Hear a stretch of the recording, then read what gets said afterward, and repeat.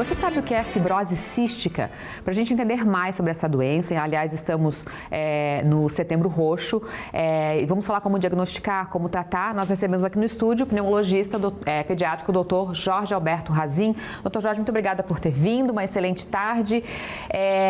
Setembro Roxo, então, para lembrar, para falar sobre essa doença, né? O que é fibrose cística? Então, boa tarde. Obrigado pelo convite e pela oportunidade de esclarecer essa doença que eu penso que é uma doença muito importante. Fibrose cística é uma doença genética, a gente chama de doença genética autossômica recessiva e que se caracteriza por apresentar vários sintomas que vão fazer com que impedir, de uma forma geral, que a criança se desenvolva adequadamente.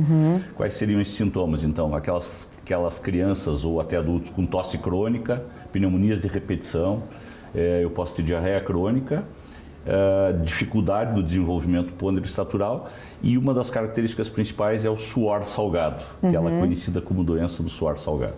E aí como que faz o diagnóstico?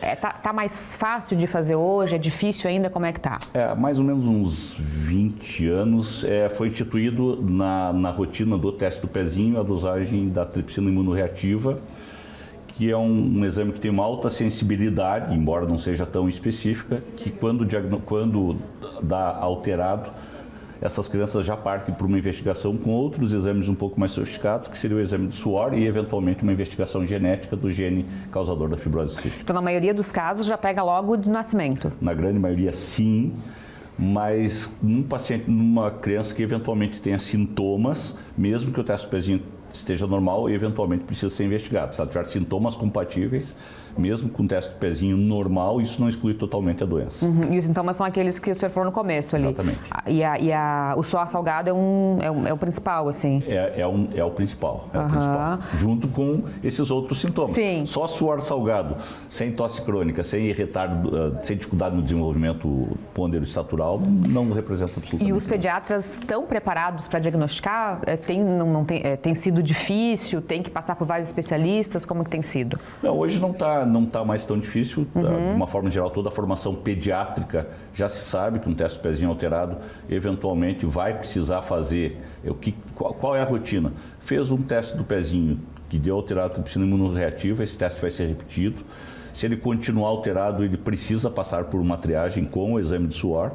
E aí, nesse momento, a decisão é encaminhar para o especialista ou não para prosseguir a investigação com a investigação genética.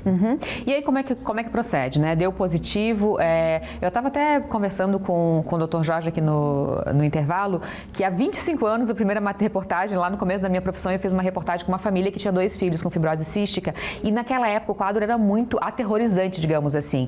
E o doutor explicou que mudou bastante, né? O que evoluiu nesse tempo? Então, na verdade, evoluiu muito a parte farmacológica, principalmente nos últimos 6 anos.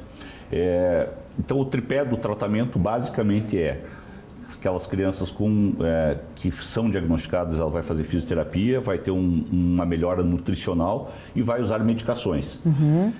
Essas medicações, basicamente, elas não tratavam a causa, que é um defeito na membrana celular de uma proteína, e elas simplesmente tratavam os sintomas. Então, a gente conseguia fazer com que essas crianças sobrevivessem mais, desde que realmente fosse um tratamento muito intensivo, em todos os sentidos. A partir de 2019, foi liberada nos Estados Unidos uma medicação tripla, que age no defeito dessa membrana, fazendo com que essa proteína volte a ter função e o paciente deixe de apresentar praticamente todos os sintomas. Então, nós mudamos de uma expectativa de vida, há 30 anos atrás, de 15 anos, para uma expectativa hoje de 65 anos. Quer dizer, a medicação é maravilhosa, ela realmente, para nós, foi um grande avanço. Sim, transformou, né? Isso, eu lembro que há 20 anos atrás eu dei uma palestra para os pais e eu começando a palestra falando que era uma vez.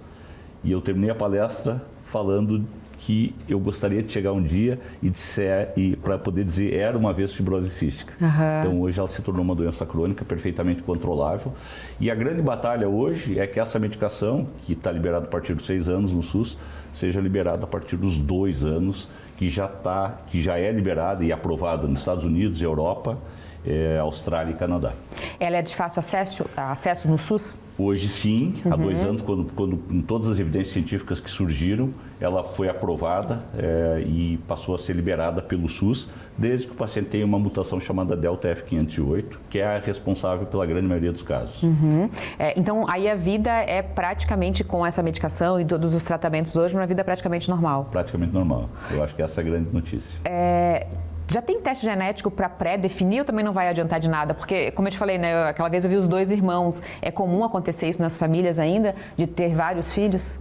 Para você ter um filho com fibrose cística, a partir do momento que tu tem um filho com fibrose cística, você tem 25% de chance de ter um outro filho com fibrose cística, porque ele herda um gene do pai e um gene da mãe.